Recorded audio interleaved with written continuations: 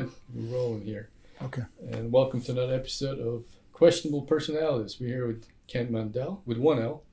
One. See, my first cousin is Mandel, but two L's. Yes, two L's. I don't know how that all happened. No one knows how it came about. I know 3 or 4 Mandels, Yeah. and they go either way. And Ken's a filmmaker, and most importantly, award-winning filmmaker. Thank you. Should I go grab the The statue? Emmys and the I Oscars. could put the Emmy right. That's right. You should have thought just ahead. hold it. All right. I think. Take 2. Do you want to do that? It's up to you. There she is, right there. I'll take a picture and you can Hold on. Photoshop it in. Oh, you're going to do it? I'll Just do doing it. Grab it. This is a first. This is Right. good. All right. I broke the wing off on one of them. No, really. You see it? Let's see. There you go. There you go. Okay. All right. No, There's right in one the of center the of the shot. Emmys is here. Yeah. So, and this is kind of funny too. What we do for art. There you go. Yes. So, but you have 2 Emmys. No, I just won. Just one. Just Were one. you were nominated? Was nominated for 3. Oh, okay. Won. And you were nominated Nominated for for an Academy Award. Did not win. It's an honor It's an honor to be just nominated. to be nominated. No. It's much more fun to win. Trust me. So you wanted to get up there and go, they Yeah. like me. They really like me. No, our Oscar-nominated film was called An Essay on Matisse. And we all went out to L.A. for the big ceremony. And we got there, we got to meet all the other award nominees. So there was 5 in each category. And we were in the short documentary category, which is up to 40 minutes long. So it's pretty long. It's almost a full-hour TV show, really. Yeah. And so ours started off as an hour television program, which in world of public TV is about 52 minutes. So we had to trim 10, 12 minutes to qualify, which we did. I'm not sure why we decided to do that, but we did. And all the other films in the category were really pretty good. And I'll just describe the one that won. We're there with our film about a French artist, dead white male, as they talk about nowadays. But it was It's a special category of dead white. but it's a really good film, just terrific movie. It was just elegant, well written, beautifully shot, great footage, research, shot the paintings elegantly, shot in the Museum of Modern Art where they had a big exhibition of Matisse at the time. Just exquisite. And the film that won was a film about a fellow who lived in Berkeley who was unfortunately had severe polio and actually had to live part of his life in an iron lung, that helped him breathe. But not only that, I mean, that's a sad story, but not only that, but he was a guy who helped other people. He was a poet. He was a philosopher. He gave his time, to help others in similar conditions. And else, so I'm thinking about it. I go, okay, we got dead white French guy. No chance of winning. And the guy in the iron lung who helps other people. So I knew right away we had no chance of winning. And so we didn't, of course. And I remember at least 1 or 2 of the other films, and they were also very good films. Film buffs will like this. One was about the movie made by Sam Peckinpah. Not Straw Dogs. What's the cowboy film he made with Robert Ryan? Wild Bunch. Wild Bunch. Right, the Wild Bunch. And somehow the filmmaker had found 16 millimeter film that somebody shot on the set of filming the Wild Bunch. And this was very unusual because Peckinpah was notoriously dictatorial on his sets. So for him to allow anybody to do that was unheard of.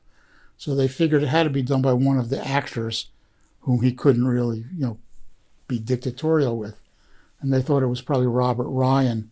So he's shooting this 16 millimeter film on the set while the actual films in the movie, which you wind up seeing in the movie, are being shot, and then he's shooting it from off to the side or something.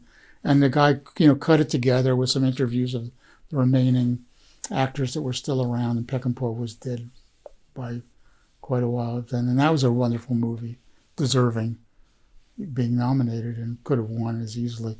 So the bottom line of this experience was that the Academy Awards, you have to have, if you're a documentary, the documentaries have to be seen by the people who vote on them. So if there's 5,000 members of the Academy, but apparently only 200 have certified that they've watched all 5 films in this documentary category. So now there's 5 films, 200 voters. You can win with like 41 votes, in other words, right? You get the most. Board of Ed. Right. You Yeah. need 50 votes. Meanwhile, 1 billion people around the world are watching this, right? Well, this must have been, adjudicated by the wisest people. 41 people who had nothing else to do but watch these documents. So that was what happened. So they don't tell you how many votes you get. Of course not. We never found that out. That would ruin the illusion. Yeah, you got 12. You got 17. So, but so that was the award. So what they give you, they don't give you, a statue. They give you like a piece of paper, like you could print up on your computer now. This certifies that you were nominated. It's a gift certificate. Did you get like one of those loot bags? Do they have those? The gift bags. No, Yeah. no, we didn't get that either. No, we got nothing. We had fun though. We had fun. We went to the party was at the ceremony was at the Shrine Auditorium in L.A. and I think it's sort of over near USC, the part of town, and you go over there and you get there pretty early because it's broadcast on the East Coast at like 8 p.m. But it's L.A. It's got to get there 5 or 4:30. So I hadn't eaten anything, and I said, "Well, there's going to be food here provided by Wolfgang Puck." That's what they advertised. So yeah, I saw like one person walk around with a tray of like these little tiny, little tiny things. I got one thing, so I'm starving by the end of the night.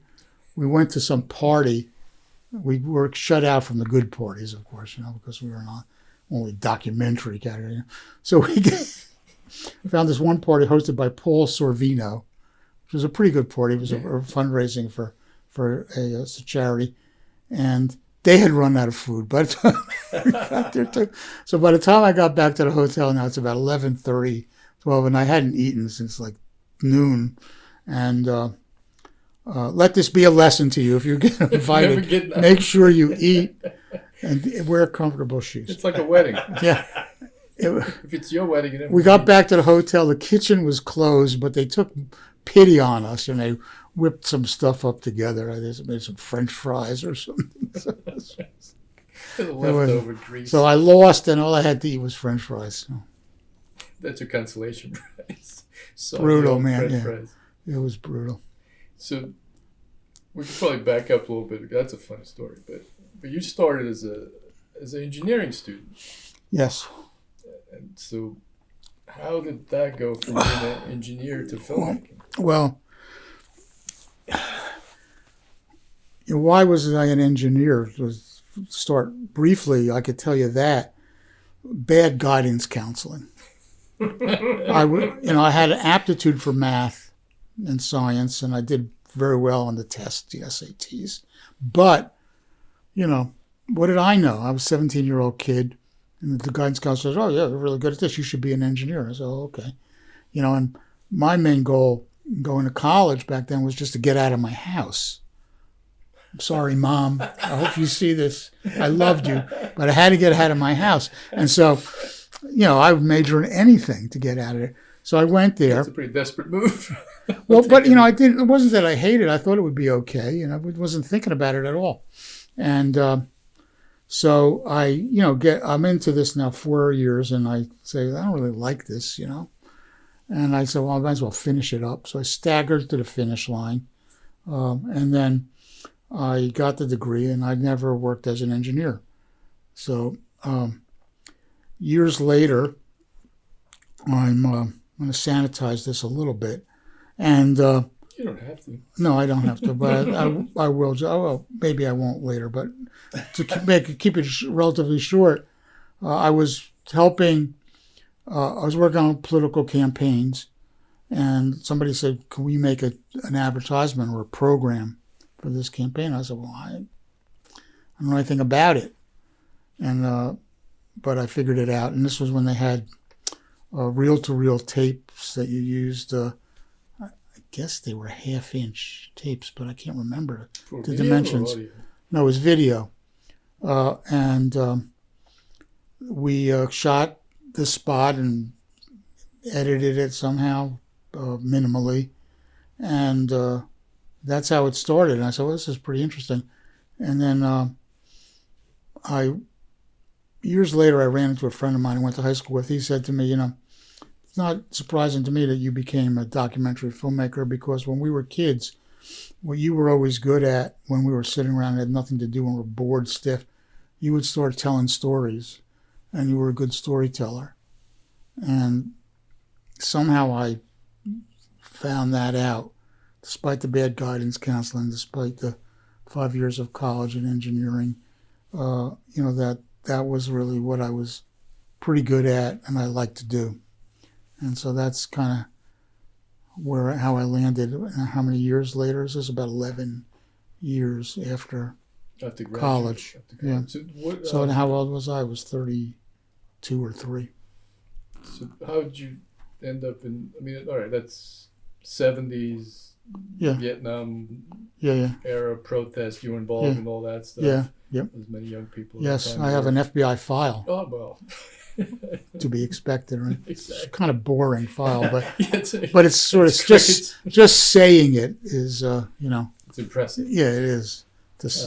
And so your involvement in those activities of protest and anti-war stuff led you to the political campaign. Yes. Yes. Do you care to tell us what? Well, they were these it was like kooky left-wing politics, kind of cult-like politics. The candidate that I was making the political commercials for was, you ready? Drum roll. Lyndon LaRouche Jr. Hey. Yeah. How did you end up with doing campaigns for Lyndon LaRouche? Well, how? What do you mean how? All the opportunities. Well, no, there were. I wasn't on my. Well, no, I wasn't. I wound up doing campaigns for other real, legitimate, or mainstream candidates, but this is how I started, was doing his political commercials, and so I did a lot of them. He raised a lot of money illegally. Well, that's why he ended up in jail. When he wound up in jail, but he had it, and he spent it. When he was indicted for those violations, I had to testify before a grand jury. And I went in, I don't know if you've been into a grand jury, but it's a room with the prosecutor and 23 citizens, and they listen to the prosecutor present the case, and he's asking me questions. Well, what did you do? And so, and I told him I made the commercials. How much did you spend? And I told him, man, and then the grand jury gets to ask questions too if they want. So somebody in the grand jury, after, I don't know, an hour or so of my talking about stuff, answering his questions, says to the prosecutor, well, why are we listening to this guy? What does he have to do with the crime? And which was a good question, because I didn't, raise the money from people. I didn't dupe people, or take their credit cards and charge. I didn't do any of that. All I did was receive the money and spent it. Now, that's not a crime, because I didn't know, where it was coming from or how it was raised. But I did know that I was spending a lot of money. And And they could, if they wanted to. I think the government can, claw that back if you get the proceeds from ill-gotten gains can be recouped. But they didn't do that. So I just. But you were hired to do a commercial. So Yeah, no, but still. to go after someone like that would be kind of silly. Well, time. it's been done, but it's usually with drug dealers, who buy, You have to give them a reason. cars or boats and stuff. Well, at least we got one good thing out of Lyndon LaRouche, all the documentaries you made. Well, practice. I have in my basement a shelf of tapes I made for him. Wow. We started off shooting on 2-inch quad tape, which the TV networks used. Right. We went to 1-inch tapes again on reels. Then at some point before I went to the 2-inch tape, I think I was shooting on 3/4-inch tape, which was a lesser quality format. And then I must been through about 8 different formats of videotape. I'm sure, like a documentary filmmaker now, they don't tape. What's that, right? Yeah, right. Yeah. So this is where the last documentary I made, we actually shot it to a card. The last one you did was a few years Walter ago. Hickel. Well, no, it was 6.5 years ago. Okay, but it will be digital enough. Yeah. So anything past Yeah. 2001, 2. Yeah, so I was going to start something called the Museum of Dead Formats, which I'd had started off, on film. I had for, I don't know what happened to it, but I had my splicer, Oh, I still have one. Do you have one? 16mm Yeah, slicer. 16mm They're so slicer. bad for, like, No, but they're selling really pretty clever little Yeah, devices, aren't they? Beautifully designed. Yeah, it's just amazing. And if you knew somebody who actually was very good at it, they would go. Oh, They yeah. would. It was like magic almost the way they would move the film through there. More fast. There was that. And then of course that was one side. The other side of it was still have these things, the a bin, short ends, a bin Right, I remember. with edge but- coating Yeah. on your film. So this is like what I don't know. Even like the purists now wouldn't go about that far. You can't even describe it. but Because everything took you. Well, I would just venture a guess 20 times longer to do the simplest thing. just right? one you have to Yeah. take the tape off and find the Yeah. pieces missing in the bin. and Yeah, put it yeah. Back together. What? Yeah. But the one good thing about it was they made you really think, do you need to do it? Well, Because there was so much Right. work, you really Yeah. thought about it. What changes you're going to Yeah. make? It wasn't just, try this, and that, we'll see if it and then when the first digital editing systems came in with Avids, and there was another system that was competing with it, which didn't do very well, called MC Squared. And they both were pretty good, but Avid won that contest because the big stations, TV stations, and others started buying it. You could go, well, why don't we just change this? Oh, boop, boop, boop.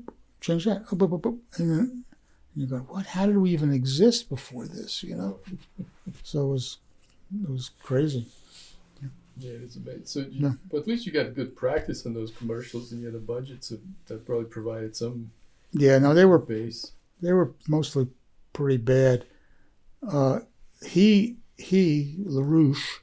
was a very unusual guy.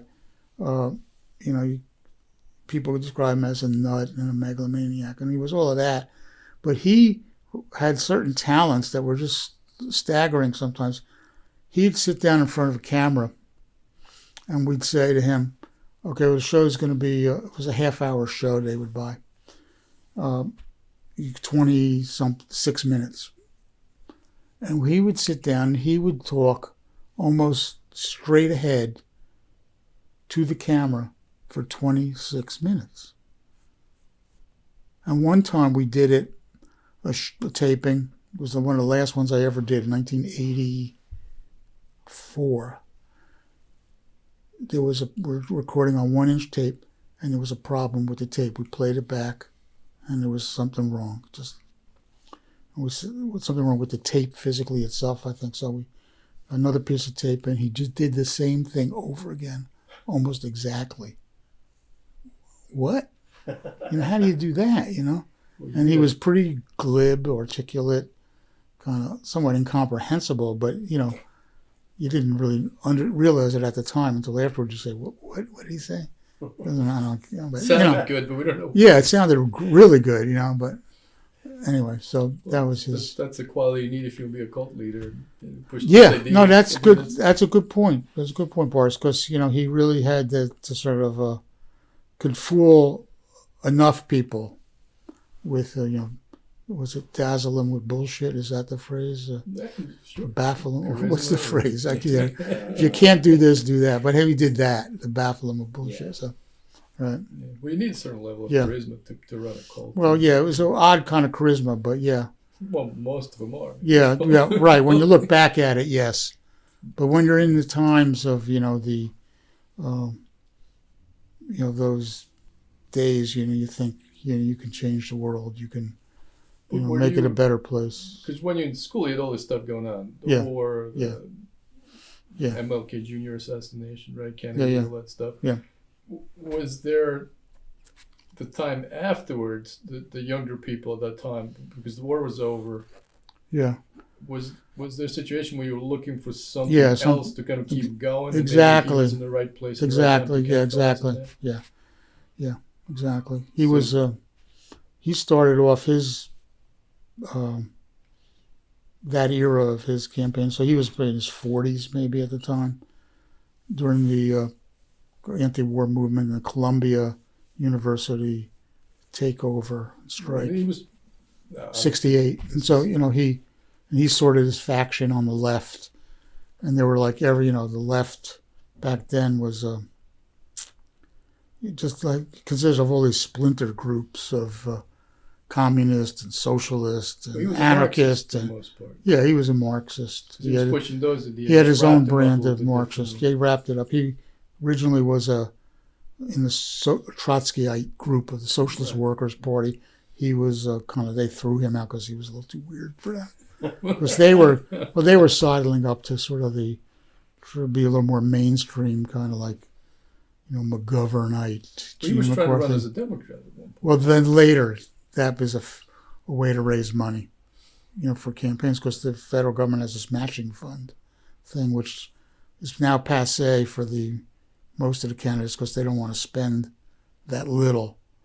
But to him, it was a lot of money. So if they raised $250,000, they'd get $250,000 from the government.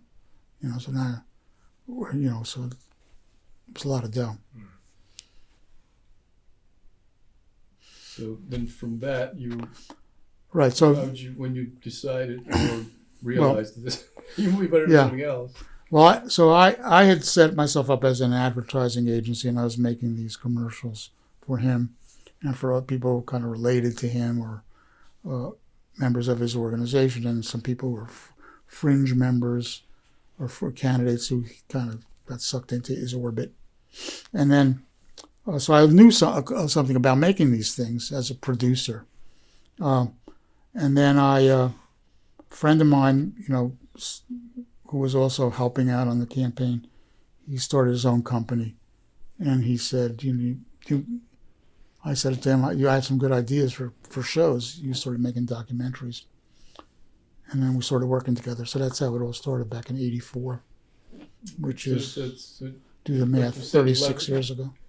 But that was 11 years after you graduated, so there was a period of time still trying to figure out how you're going to use your engineering degree. No. I'm kidding. Yeah, no. Decided that was for you. No, that was over. Although there's something about organization that probably comes from that background, because you're meticulous with stuff. Well, there's certain qualities that you pick up that are useful to solve problems. Which in filmmaking is almost always about. That's all it is. All it is. It's another problem. How are we going to do this? How are we going to do that? How are we going to do this? So I was fairly adept at that. And what was the first project you did after? So my former partner, Dan Poland, was making a documentary with another guy who was his official partner at the time. Called Hollywood's Favorite Heavy, and they had raised a little money for it, and I worked with them on that documentary. It was a pretty good documentary. It was about how the television series like Dallas and Knots Landing and these always portrayed businessmen as bad guys on TV. So it was kind of a somewhat conservative point of view that this is unfair, that businessmen are, not really bad guys, but they're easy targets because, they're not going to really protest about this. Whereas, Italians or, blacks or others, you can't say make them bad guys all the time because they're going to say, hey, you're doing this with a businessman. We don't give a shit, So the right wing said, well, this is not fair. And the counterpoint to this is, the businessmen are, even though they're portrayed badly as the villains on these TV shows, they're not remotely as bad as they actually are in reality. So people pointed that out. So anyway, it's a pretty good show. It was on. Also funded that. It was on PBS, and then Dan and his partners split up for reasons I wasn't involved in, and then I had my ideas that I had kind of derived from, had earlier in working on my advertisements.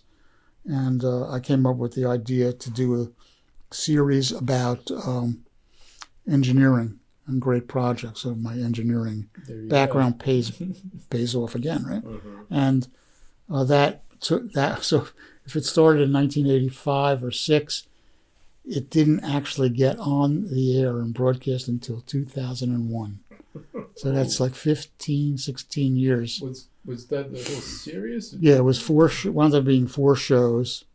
It was a long saga in which other shows got made in between, quite a few other shows. And it was really good. It came out almost the way I wanted it to be, although we wound up focusing on American engineering projects as opposed to global, and it didn't go back that far in history because, just because we couldn't make that many shows. Well, you just had to narrow it down. So that's what we did. But it started there. Then in the course of researching that show, I started going to these conferences about engineering and big projects and large-scale engineering efforts. And every conference I went to, there was somebody who would give a speech saying, if we're going to solve the problems in Africa, we need a Marshall Plan for Africa. We need a Marshall Plan for the Middle East. We need a Marshall Plan to rebuild our nation's infrastructure. And I'm listening and I said, okay, well, that sounds interesting. And I knew what the Marshall Plan was in just barest terms. So I actually went and said, let me research what this is. So I got the thinnest book I could about the Marshall Plan and read it. And I said, God, this guy, George Marshall, is like amazing. And nobody knows very much about him except they know he was the Marshall Plan, right? That's what you know. And so I said, this would be a great biography. And so as we were trying to raise money for the Great Projects engineering series, we started to do this other one about Marshall. And that wound up raising a little bit of money from some foundations, and then we applied to the National Endowment for the Humanities. I got a big grant from them, for a small grant, and then a big grant, and that was on the road to my career. And then when you found some footage and voice, now did you get the recordings of his voice? Yes. Well, his biographer, Forrest Pogue, a great American historian, one of the founders of oral history and interviewing people and using those interviews for his books.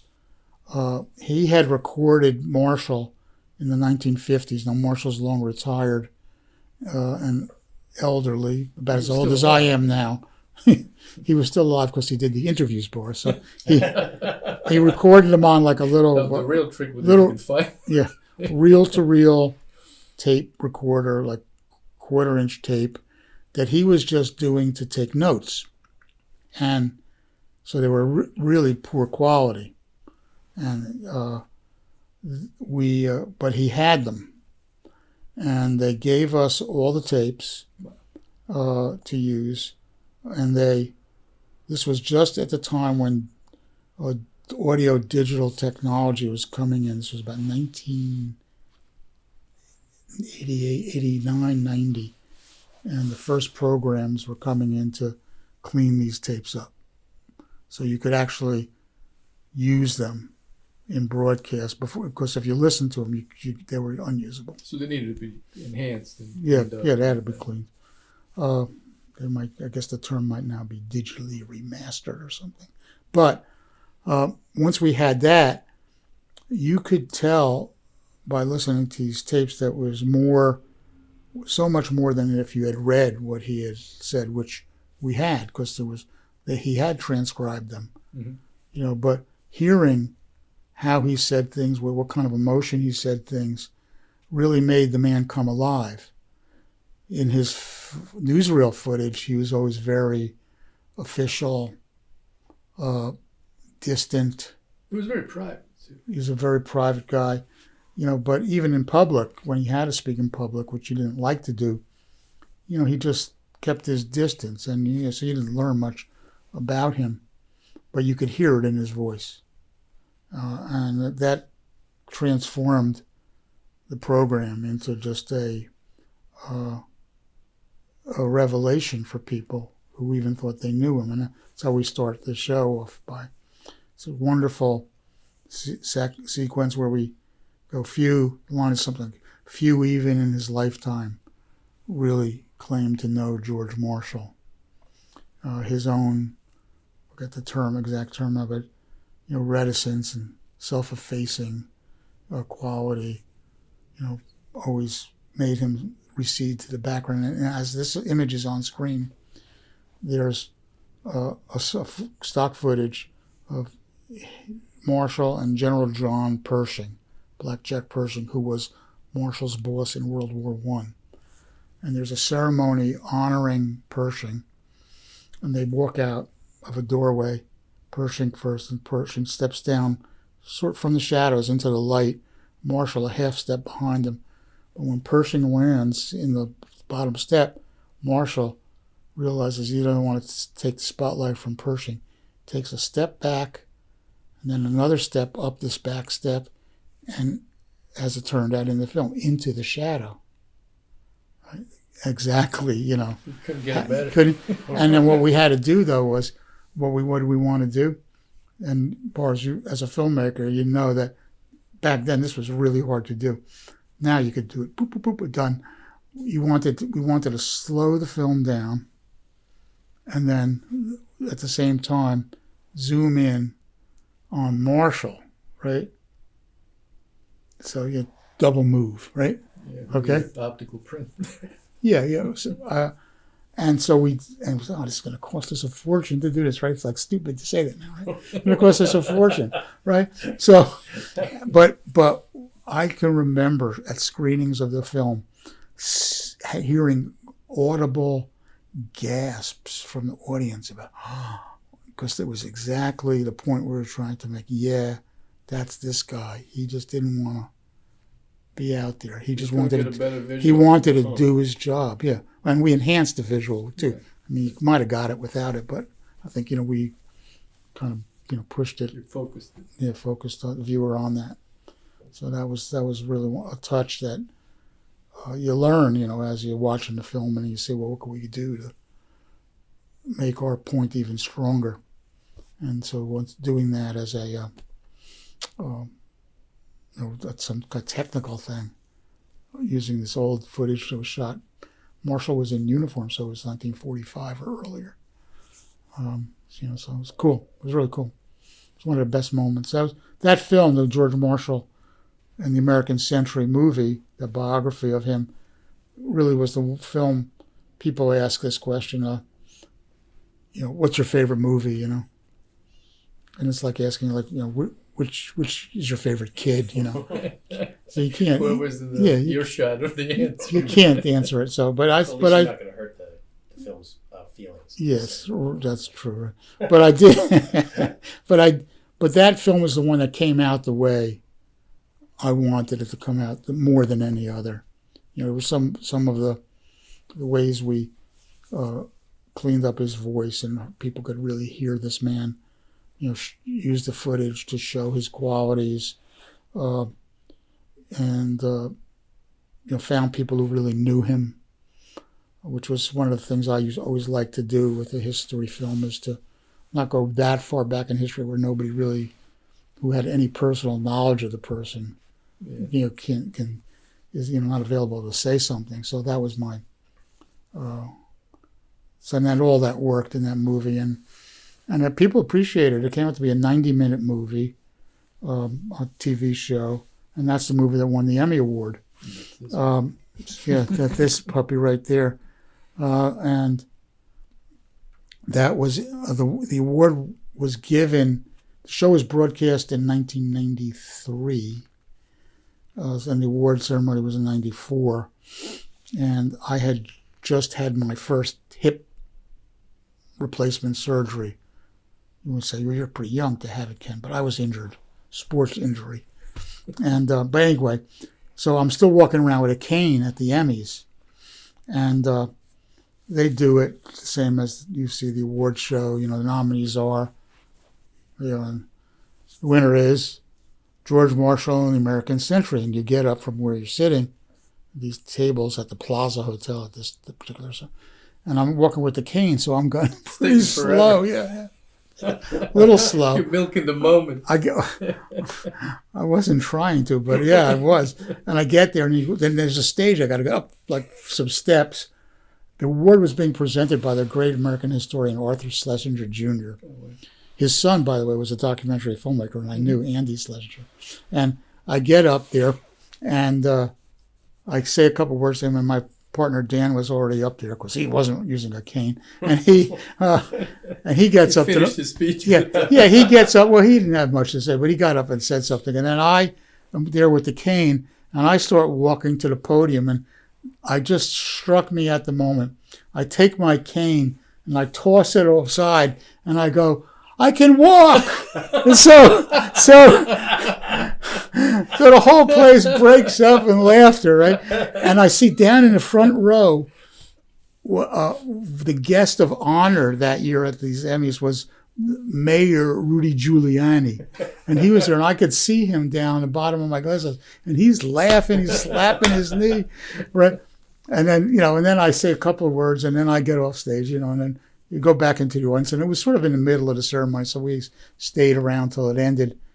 And people were coming up to me, that's the best speech, it was a great. So, and I had not planned it at all. It just struck me as I'm walking up there. Because if I'd thought about it, I probably would have talked myself out of doing it, I would have just been like a mistake. So, but I didn't know that. Yeah, that's hilarious. Did you get your cane back? I did get the cane back. Yeah, I don't know where it wound up, but I was pretty much near the end of needing it. Really, it wasn't like but that was. I was going for that, yeah. So that was great. So what was the project after the Marshall? Oh, yeah, good question. Yeah, how do you come back from that? Well, now you think it's all going to be easy after that, got the Emmy Award, Emmy Award winning filmmaker. Drinking scotch. They're going to throw bags of money, make my movie. And, none of that happens, right? So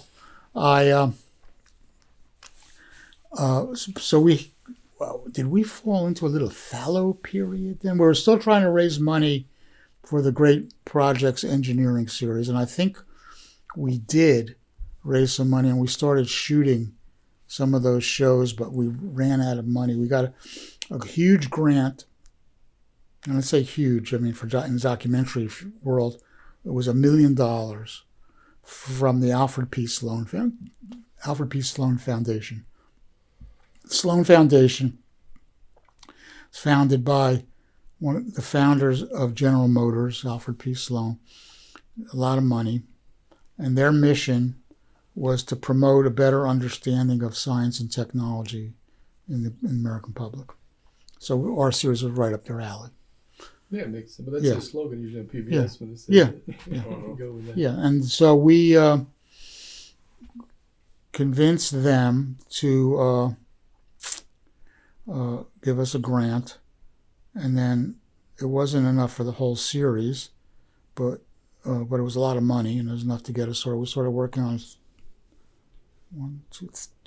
three of the shows of the four that we had planned. Didn't finish any of them. And then we started, there were two people really influential in my career, who have just passed away this year. Many more than two that were influential.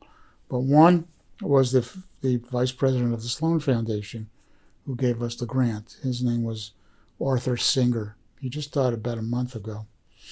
And Arthur Singer was one of the original founders of public broadcasting in America. And it's a long story, but he was really there at the creation. And he convinced the Lyndon Johnson to sign the bill that created public television. There had been independent educational stations before that, but this was something that united them with the Corporation for Public Broadcasting, the Public Broadcasting Service, and made it a national thing. And he really stood by us through all the hard times of the next decade to try to get the thing done. And he became, he was just I don't know if there's that many people like this anymore. I'm not out there beating the bushes for money now, but he was like your avuncular uncle. You know, and if I had a problem, I'd call him up.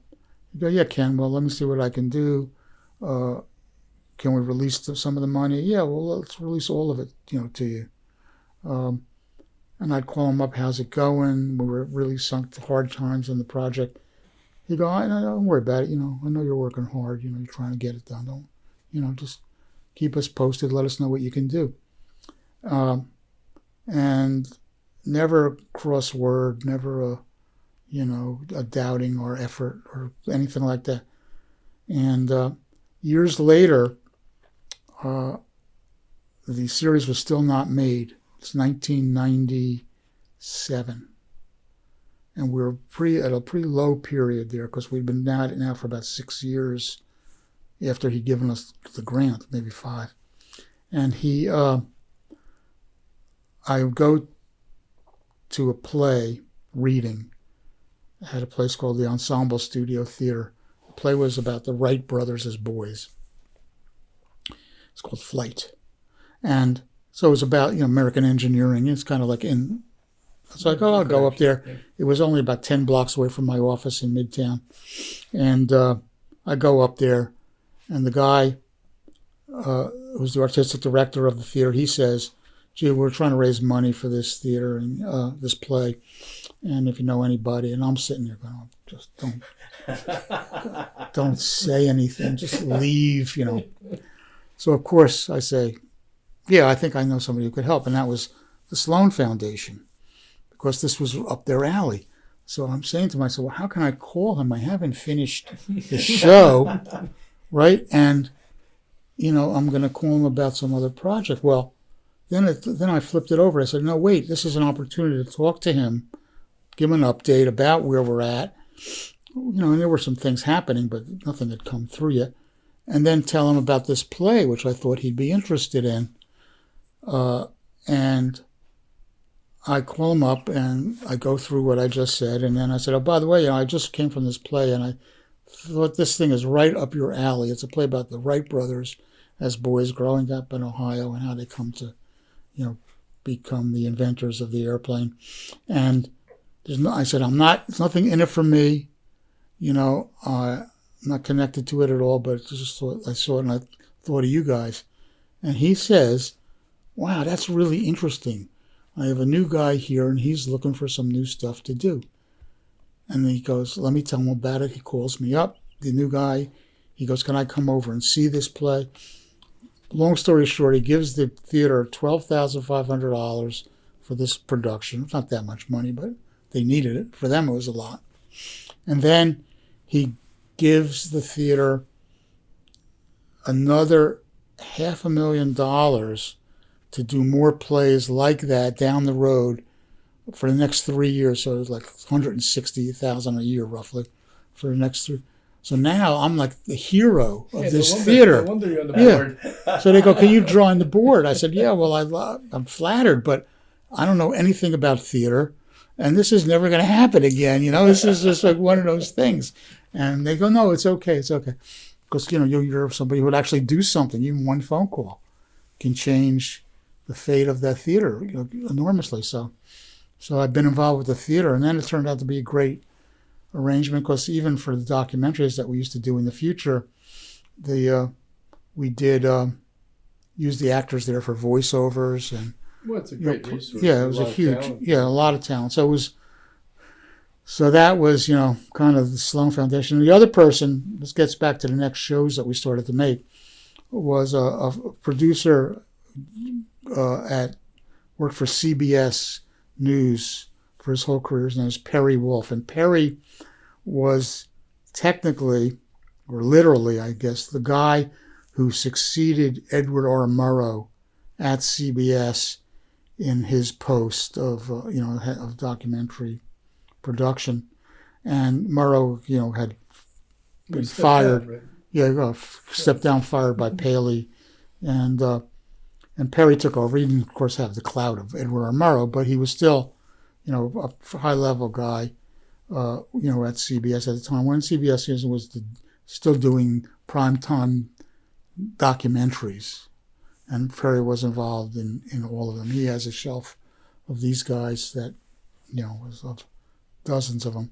So, and Perry came to us with a couple of ideas for shows, because he was leaving CBS after 40-something years, but still had ideas to make documentaries.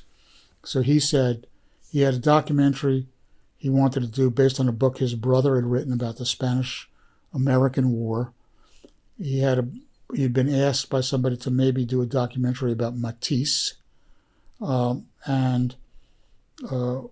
so we started working on those projects with him, and those projects got made in the 90s also, and they were big projects. One was funded by NEH and the Corporation for Public Broadcasting, and we raised some more money for the Matisse show. And Perry was very efficient, and and he said something really funny to me once. He goes, he looks at us and he goes, I don't know how you guys do it as independent producers, where you got to go out, you got an idea, and you got to go out and raise the money for it. He goes, you want to know how I raised money? He goes, I go into my boss, whose name escapes me now, but one of those luminaries at CBS, and he'd say, I want to do a show about, say 1979, 10 years after the moon landing, 1969, right? And the guy goes, oh, that's interesting, sounds good. And he goes, how much is that going to cost? And Perry said, the same as the last show. And the guy goes, okay, go ahead. And that was it. Literally 20 seconds, right? I mean, we're working for years. I already told you, years and years of trying to raise money for these things. Oh, God, where did I go wrong, So Perry was pretty good at raising money, though, despite his, that he said he didn't only how to do that. And he, and everybody knew him in the documentary film world. He was a very highly respected guy and very smart and had a talent. Was a great writer, and he would always say precisely what he wanted to say, and so therefore he didn't really like to do interviews, because if you do an interview, you only can use the words that the person's given you, and that may not be what you want. And they can ramble and go off topic. Well, and you certainly can edit it, but so he just wanted to do a narrator. He'd have somebody like Charles Kuralt or Eric Severard, these, great voices, and he'd write it out and they'd just read it exactly the way he wanted to, Save you some time. Oh yeah, but he was good though. It wasn't just like he had a point of view, of course, but it wasn't, but it was just what he thought, he wasn't coming from an ideological point of view, but he had a point of view. And so he basically handed off to us the documentary about the Spanish-American War, which is a really good documentary. Probably deserved to get an Emmy nomination, but didn't. The Matisse show he mostly did, with us. then we did 2 or 3 other art shows with him about Picasso, about the Impressionists, all broadcast on PBS. And then we did a show because of him, which he didn't want to work on, but the Discovery Channel comes to him and says, will you do a show about Wernher Von Braun? Oh, wow. And Perry goes, yeah, Perry goes, I don't want to do this. He goes, but all right, how about I'll tell him I'll do it, but you guys will do it, because I don't want to do it. And so we worked with the Discovery Channel. Now, we didn't work with the cable companies because the cable companies were pains in the ass. So they had a formula. They wanted to do it their way. And we wanted to do it our way. Yeah, you got to plug it in. And so this was going to be inevitable crash. And it did. I mean, the show got made. It was very good. But, it just wasn't very much fun. It wasn't what we wanted to do. The good part was they had the budget, so. And then we said, well, we can get Charles Kuralt to narrate this show. Charles Kuralt was a top, CBS talent. Great voice. And he said, but it's going to cost us $25,000. So I said, okay, we'll give you that. Right? But they said, this was what it was like. Our surveys have shown, this is the Discovery Channel, and the guys were nice guys. I mean, they're working there. They were most of the guys at that time. Our surveys have shown that recreations, help the audience identify with the characters in the movie, more than just old stock footage and seeing them on, and I said, well, yeah, but, Wernher Von Braun, there's plenty of footage of him. Yeah, good. Yeah, exactly. We don't really need to do recreations. We can get Peter Sellers to do Yeah, right. Yeah. So, well, we did do something like that. I'll get to that in a second. So they go, yeah, but our surveys have shown, they repeat it again, You must follow the orders. So we're going on. So then we look at it, we go, okay, and they weren't giving us any extra money for this either, by the way. Maybe they gave us a little bit when we complained, but not much. So we shot 2 recreations. One, which we didn't have any footage for, which was Wernher von Braun and his brother Magnus von Braun growing up as little boys in Berlin, where there's yeah, exactly. And the legend was that they attached these little rockets to a wagon and shot it down the street, and it crashed into the neighbor's fence, and it broke the slat, and it was a big those crazy kids, right? So it's like that, right? And That's in German kids. yeah, exactly, right? So we had Tyler, my son Tyler, who you know, he played the brother Magnus von Braun, and this other kid who lives in town, who's an Irish kid, but he looks sufficiently Aryan to play Wernher von Braun. And they do this little scene. We shot it up at the Pleasantdale Chateau, which is like this old Norman style mansion. So it looked European, and we shot up there for a day, and it was kind of fun. So we create that scene and another scene in there where he's playing the piano. Von Braun, showing he's cultured, he's taking piano lessons from the great German composer Hindemith, and then Artie plays. Yeah, Artie could actually play the piano at the time. My other son, he is the stunt hands, but Kevin, his friend, is the young Wernher.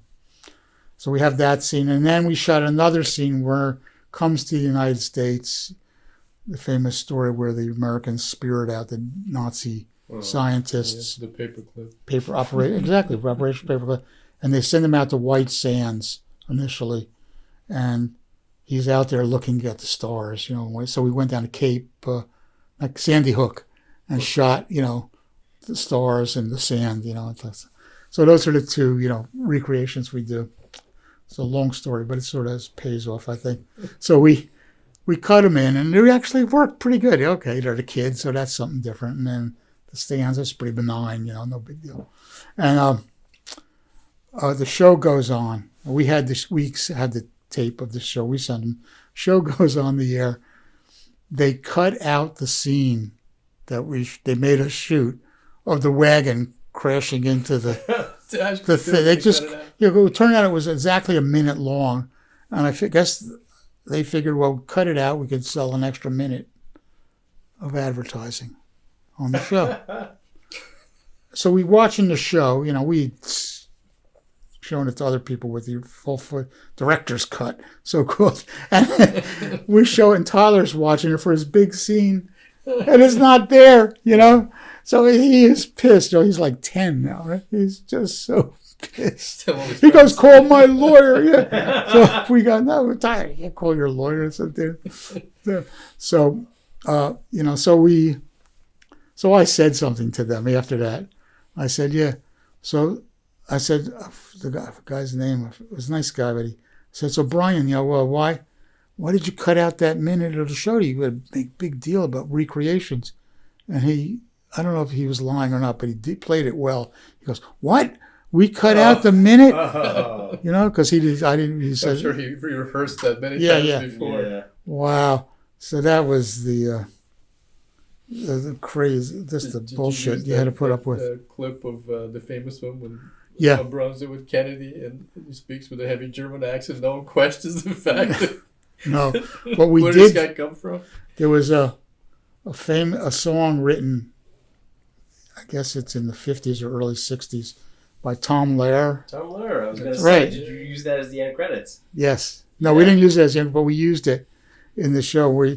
Now, Hugh Downs was a big Rocket fan, and he was a fan of Von Braun, and he was a well-known guy, right, journalist, and he goes, well, people used to say, Wernher Von Braun didn't care, about the Rockets, but he did care very much, and then we played the song that Tom Lehrer did, Yeah. I just shoot them up. I don't care where they come down.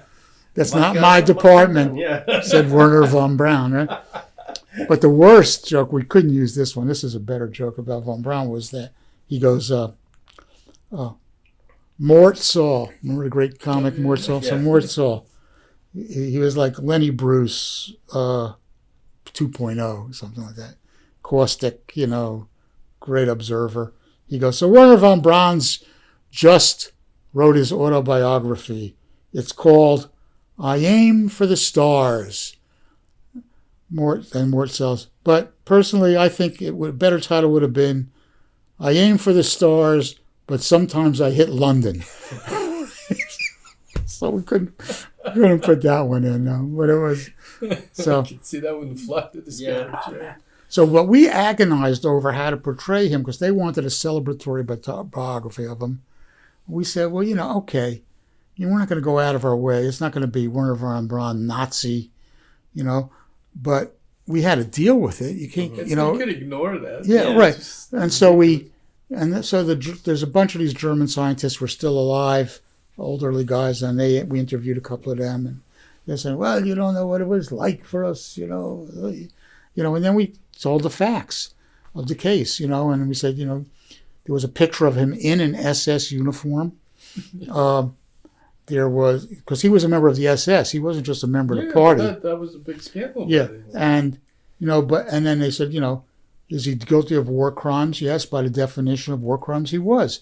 But there's war crimes and there's war crimes. So what he's saying, well, I found these French physicists, engineers, they were prisoners, and he said I knew they were great physicists, and they'd be better working for me than having the Gestapo just torture and kill them. So that's why I had them shipped to Peenemünde. So you go, oh, okay, but but there's worse stories. I mean, he did some bad shit. So there's no. Yeah. Anyway, so he Perry provided really good working conditions for them. Well, he tried to argue that. He tried to say he would go to the Gestapo or the SS, I guess, and say, look, these guys are working on sensitive materials, that require precision. If you're starving them, they're not going to be able to do this. So it's going to hurt the war effort. I know you think that's what they deserve, but so he was trying to finesse it.